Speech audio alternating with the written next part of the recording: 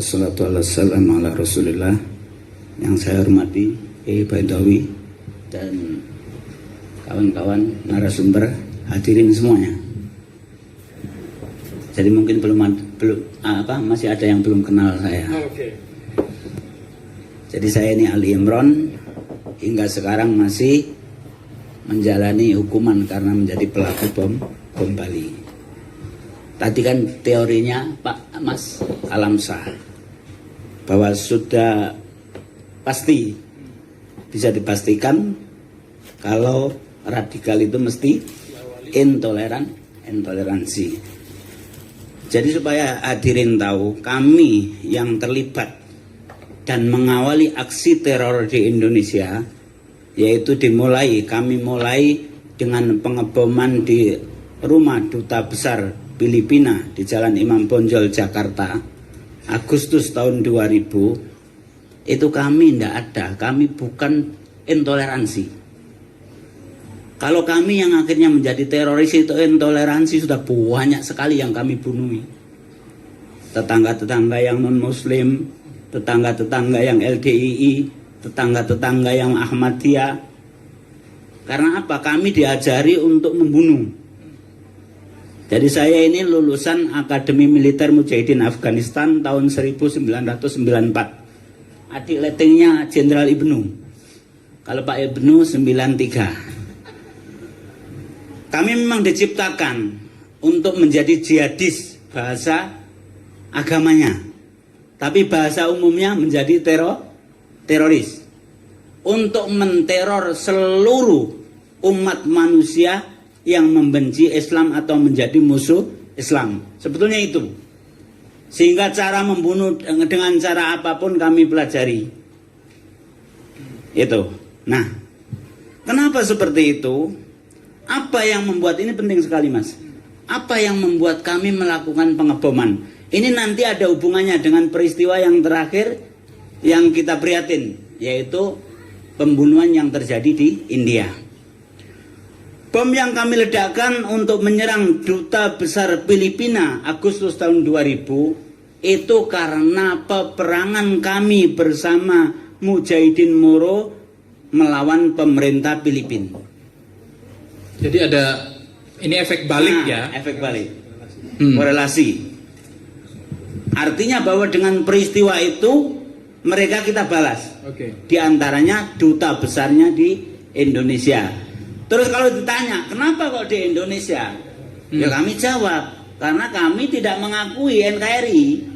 Karena kami inginkan itu, NKRI itu menjadi negara Islam Indonesia. Balik lagi NII.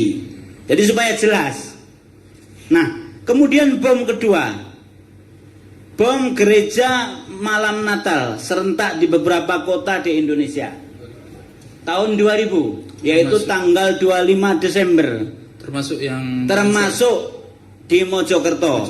Saya yang melakukan. Itu kenapa?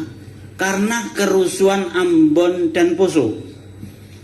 Yaitu penyerangan yang dilakukan oleh oknum Kristen terhadap umat Islam. Oleh karena itu Hambali itu senior saya di Afghanistan yang sekarang dipenjara di Guantanamo, Amerika, oleh Amerika. Datanglah ke Indonesia, waktu itu dia di Malaysia. Dia ngajak kami, dia pertama mengatakan kalau orang Kristen bisa menyerang umat Islam ketika Hari Raya Idul Fitri, kenapa kita nggak bisa memberi peringatan mereka ketika mereka Natalan? Nah, itu yang kedua. Yang ketiga, bom atrium Senen.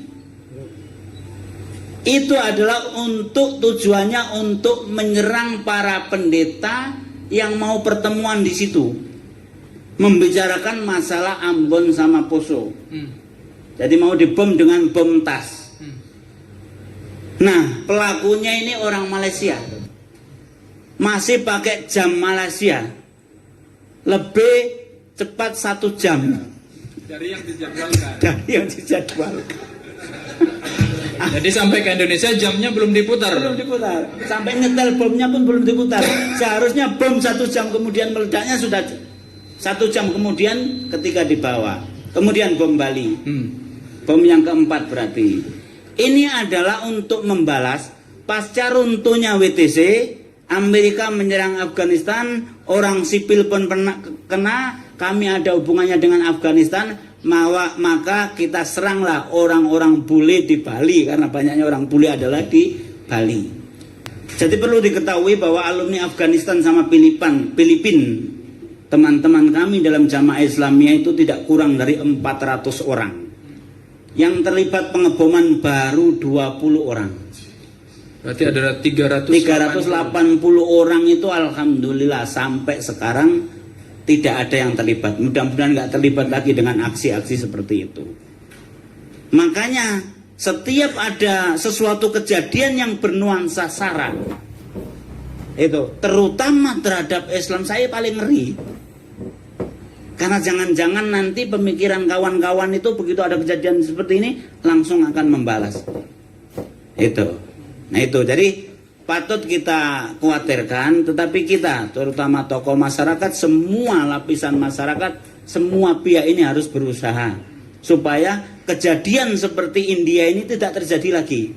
Tidak dibalas. Bukan maksudnya begini. Kejadian yang seperti itu jangan terulang lagi. Kemudian jangan sampai kita membalas, karena nggak ada gunanya. Beberapa tahun yang lalu ketika kejadian Rohingya, itu kan ada kawan-kawan teroris Indonesia yang membalas, tapi bukan Jamaah Islamiyah. Ngebom ke Dubes Myanmar, tapi pakai bom lontong. Jadi istilah bom lontong ini begini, ketika dia di Ambon, itu kan kami itu membuat granat buatan untuk menyerang umat Kristen. Granat buatan ini ya seperti lontong, ya. Jadi paralon besi itu kemudian kita isi bom, baru kita lempar. Nah, ngebom ke Dubes Myanmar pakai itu, belum apa-apa sudah ditangkap oleh Pak Ibnu dan kawan-kawan Densus. Itu. Jadi itu nggak ada gunanya. Maka jangan lagi seperti itu. Cukuplah kita doakan para kiai, Pak Baidowi dan kawan-kawan NU semuanya pandai berdoa. Munajat supaya tidak ada pembalasan dan tidak ada kejadian. Amin. Para hadirin semua, khususnya Mas yang tanya tadi, Mas Baik. jadi dalam masalah deradikalisasi itu saya merasa saya yang paling tanggung jawab. Oke. Untuk mengembalikan pemikiran itu. Oleh karena itu saya sampai konslet sama kakak saya Ali Gufron alias Mukhlas dan Amrozi, plus kawan saya satu leteng di Afghanistan Imam Samudra, ketika kami sama-sama sudah ditangkap di Mapolda Bali. Waktu itu saya ajak, ayo kita sadar, bom Bali kita niatkan untuk jihad. Kita harus ingat, jihad sejak zaman disyariatkannya oleh Allah kepada Nabi Muhammad. Kalau jihad itu kalah, pasti ada kesalahan. Nah, kita ini sudah ditangkap. Berarti artinya bahwa kita ini kalah. Bom Bali sebelum 1 bulan Amrozi sudah ditangkap. 3 jam kemudian saya DPO. Jadi saya ini yang disebutkan Amrozi, kedua setelah dia yang terlibat pelaku bom Bali. Artinya bahwa sekarang mayoritas tokoh pengebom Bali ini sudah ditangkap. Ayo kita sadari bahwa ini jihad yang salah. Tapi akhirnya tetap ngotot bahwa saya yang disuruh tobat. Ya sudahlah, akhirnya kita pisah. Akhirnya saya sejak itu mengkampanyakan untuk deradikalisasi. Nah, kesulitan saya sampai sekarang ini, Mas, saya lakukan selama 17 tahun di penjara ini, tidak ada waktu sedikit pun kecuali deradikalisasi. Baik melalui media atau melalui orang besuk, selalu saya tekankan. Sampai pernah Nurdin M. Top sama Dr. Azhari ketika masih ada itu saya pesankan, kasih tahu 2 orang itu, jangan melakukan aksi lagi, ya. Kalau masih melakukan aksi, jangan disalahkan saya kerjasama polisi nangkap mereka. Sampai seperti itu. Dan murid-murid saya, binaan saya, sejak pertama sudah saya kirimi surat, saya pahamkan. Alhamdulillah dari ratusan orang sampai sekarang nggak ada yang terlibat. Nah, ini permasalahannya. Nah, yang jadi ganjalan dalam deradikalisasi itu nyelenehnya beberapa tokoh. Di antaranya masih nyeleneh bahwa terorisme di Indonesia ini adalah rekayasa atau konspirasi. Ini yang nyeleneh. Akhirnya sulit kita memahamkan ke masyarakat. Kita ajak untuk deradikalisasi bersama-sama. Karena deradikalisasi itu tidak cukup tanggung jawab saya sebagai mantan dan tobat, nggak cukup. Tidak cukup BNPB, nggak cukup. Tapi semua pihak harus. Karena namanya teroris, supaya nanti nggak bingung, saya sampaikan teroris sekarang ini ada dua kubu. Satu yaitu Al-Qaeda dan yang berafiliasi dengannya. Yang kedua ISIS dan berafiliasi dengannya. Masing-masing ini bermusuhan. Bermusuhan dua kubu ini kita harus bersyukur daripada bersatu.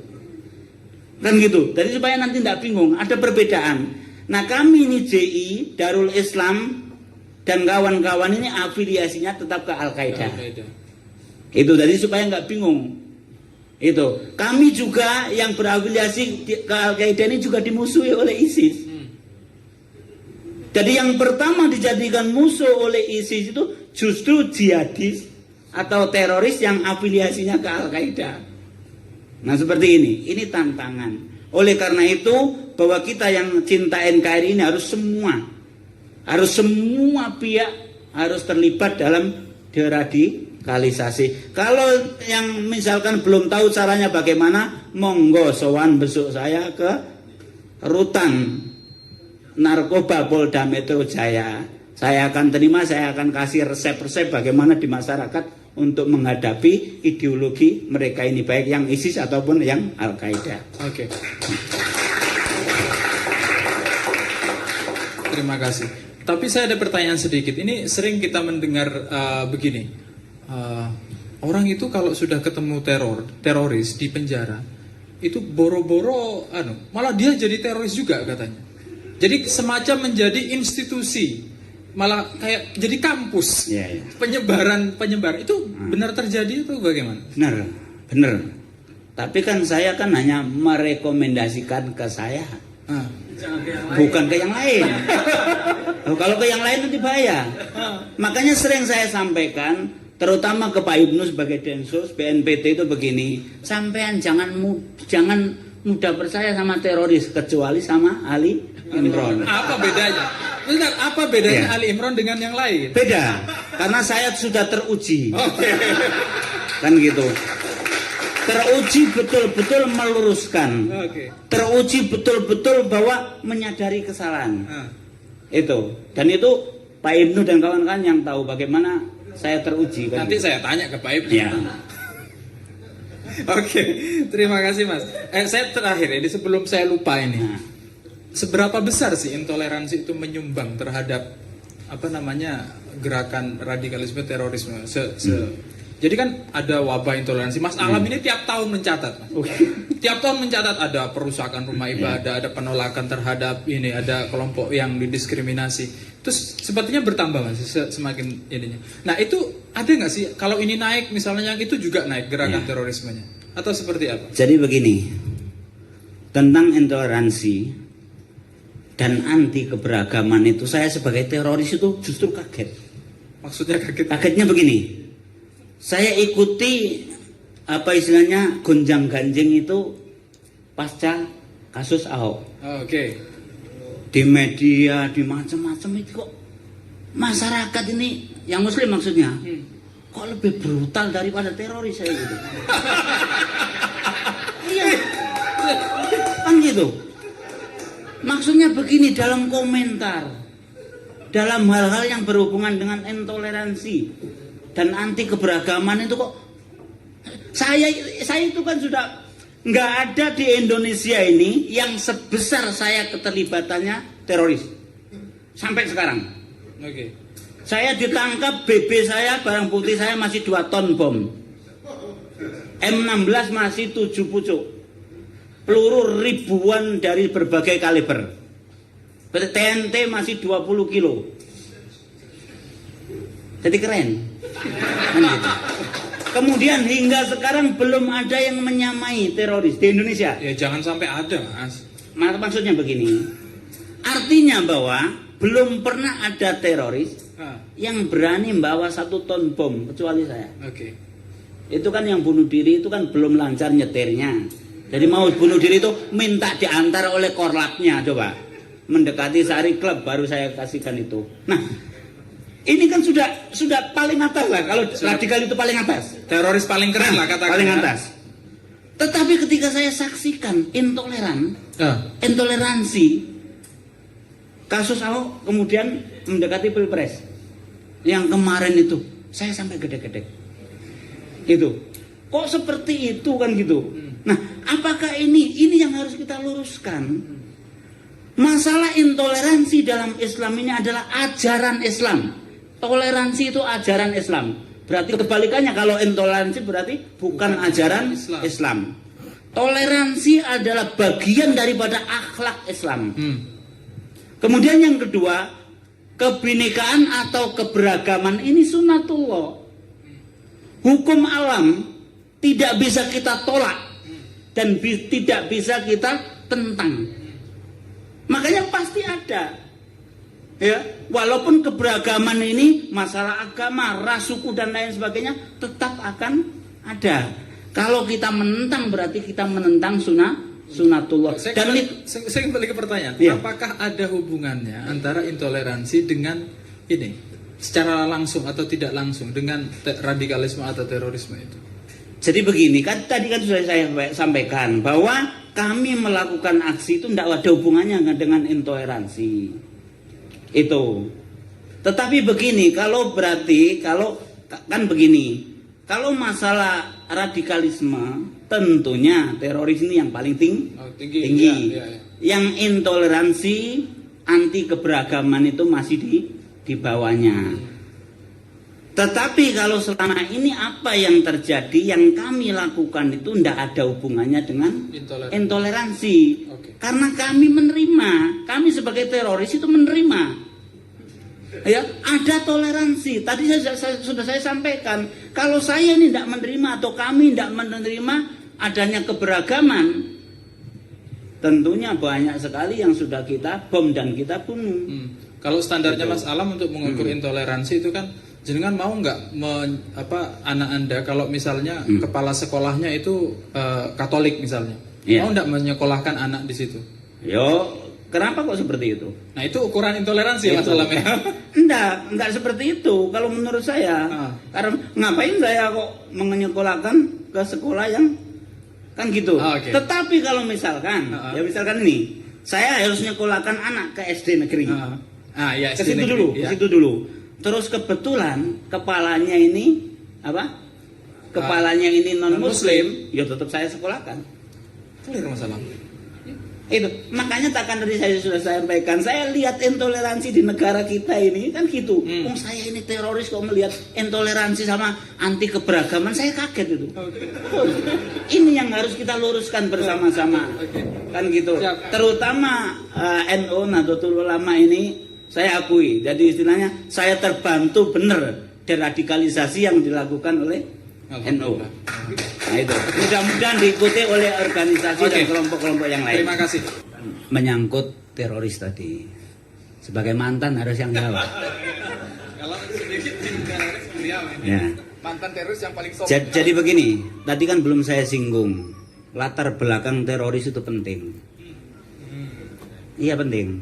Jadi latar belakang kami itu kan yang ngawali aksi teror di Indonesia. Kami ini adalah penerus negara Islam Indonesia, NII, yang dulu diproklamirkan oleh Kartosuwiryo tahun 1949. Kami ini pelaku bom Bali itu generasi keempat. Nah, jadi begini, apakah pemikiran itu eksklusif atau dan lain sebagainya, itu menurut saya itu nanti malah membingungkan. Karena pemikiran eksklusif itu apa toh kan gitu. Yang terpenting itu bahwa ini. Nah, kemudian akhirnya meskipun tidak sebagai penerus daripada NII, akhirnya terbawa oleh kami. Perpecahan antara kelompok yang afiliasinya ke Al-Qaeda dengan ISIS itu kan baru saja. Ketika jihad Irak sama Suriah. Itu. Nah, adapun masalah ideologi sama sebetulnya. Ada dua prinsip yang dimiliki oleh teroris. Satu, negara Islam. Dua adalah melaksanakan jihad fi sabilillah. Itu saja. Jadi meskipun sekarang ini Indonesia NKRI ini makmur, semakmur-makmurnya lebih daripada Singapura, tetap saja akan ada teroris. Karena yang diinginkan itu bukan masalah makmurnya, tapi yang diinginkan negara Islam. Dan keinginan untuk bisa melaksanakan jihad fi sabilillah. Nah, warga NU nggak usah resah. Karena sampai sekarang ini menurut saya dan yang saya ikuti nggak ada orang NU itu yang terlibat bersama kami, nggak ada. Itu. Apa tuh perbedaannya? Perbedaannya begini. Saya ini madrasah ibtidaiyahnya di Gupi. Gupi itu adalah milik Golkar. Gabungan usaha apa istilahnya pembaruan pendidikan Islam. Tapi begitu saya kelas 5, akhirnya dijadikanlah Ma'arif. Jadi saya itu sekolah di Ma'arif kelas 6. Ya, Ma'arif. Tidak ada ajaran dari Gupi apalagi dari Ma'arif yang mengarah ke radikal.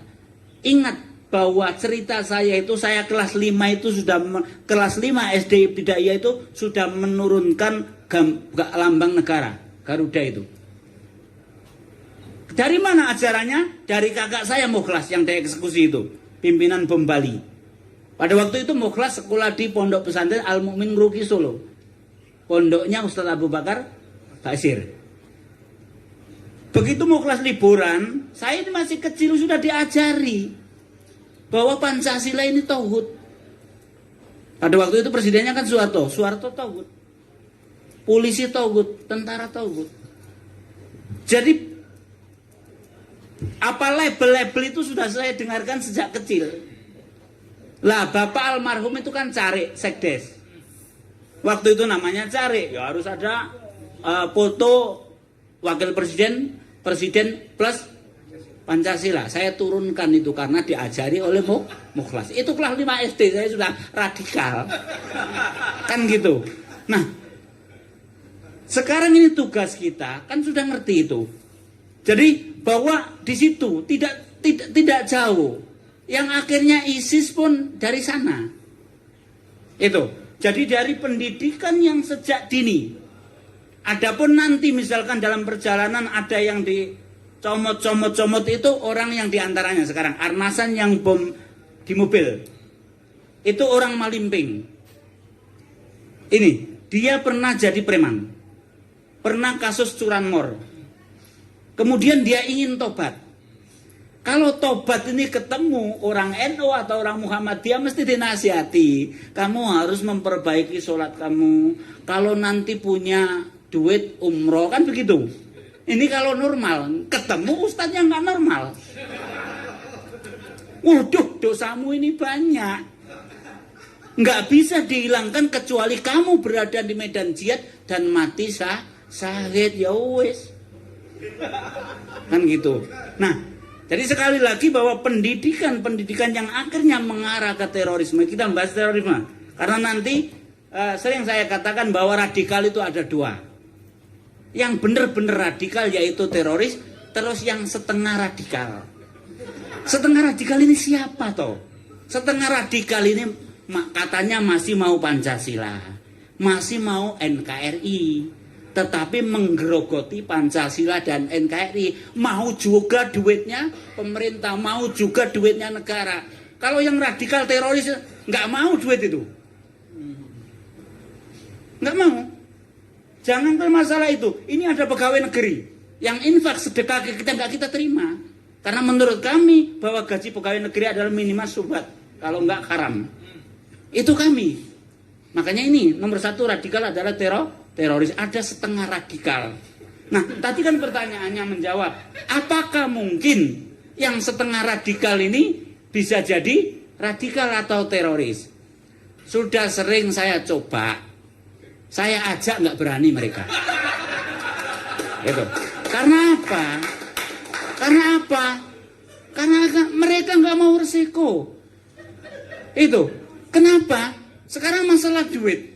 Ketika kami mempersiapkan bom di Bali, itu duit sepeser pun nggak dikasih. Ini, jadi yang memberi duit kita kalau mau makan itu bagian akomodasi Amroji sama Idris. Kita kosong, nggak dikasih apa-apa. Begitu evaluasi bom Bali plus pesta karena hafla, karena kita berhasil meledakkan di Bali, di Solo di tempat kontrakannya Abdul Matin, begitu selesai kami dikasih uang 500.000 untuk mengantisipasi kalau ada apa-apa. 500.000 dari Lamongan kabur sampai mana? Jadi itu masalah dunia. Untuk radikal teroris nggak ada. Makanya yang setengah radikal itu sering saya ajak, jangan nanggung jadi radikal, ayo gabung dengan kami. Oh kalau mau gitu rame sudah kan gitu. Itu, nah seperti itu.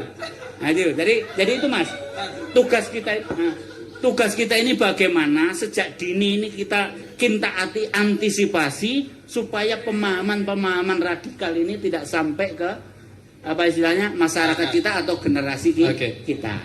Terakhir buat jenengan ini, tadi sempat disinggung adanya hubungan antara terorisme dengan iklim politik. Itu benar nggak ada? Misalnya ketika politik berkembang terus radikalisme. Nah jadi begini. Kalau orang normal itu yang didambakan kedamaian. Tapi kalau teroris yang didambakan adalah kerusuhan. Karena dengan adanya kerusuhan itu kemungkinan akan adanya jabha atau front jihad atau medan perang. Oleh karena itu saya kasih contoh. Ketika demo 212, mayoritas tokoh alumni Afghanistan itu sudah ada di Jakarta. Itu. Untuk apa? Untuk menunggu chaos. Jadi kalau sampai waktu itu para pendemo tidak sabar terus konslet sama polisi atau TNI, tepuk tangan ini teroris. Karena ada medan. Jadi itu yang dimanfaatkan oleh mereka. Jadi untuk supaya ada ini chaos. Iya, kalau untuk terjun ke politik nggak ada, sampai sekarang teroris nggak ada yang terjun ke dunia politik, tapi ngompori supaya nanti terbentuk bukan negara Islam dulu tapi chaos. Nah, ini juga harus kita sabar. Oleh karena itu begitu saya ditangkap pertama kali, saya sudah sampaikan ke Mabes Polri waktu itu yang nangkap saya, jangan sampai terjadi peristiwa Ambon sama Poso. Ini yang harus kita antisipasi. Perusuhan yang bernuansa SARA inilah yang menyebabkan teroris ini tepuk tangan dalam artian bahwa di situ ada medan jihad. Makanya jangan sampai, mohon kita bersabar. Lintas agama ayo kita bersabar, jangan sampai ada kerusuhan yang seperti itu. Nah, ini harus ditokohi oleh NU karena NU itu sudah dekat dengan semua agama.